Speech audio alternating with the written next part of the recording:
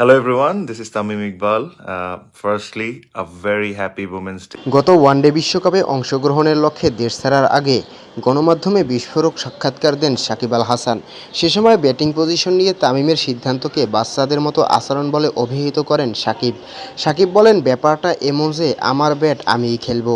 দেরিতে হলেও সাকিবের সেই মন্তব্যের প্রেক্ষিতে জবাব দিয়েছেন তামিম ইকবাল।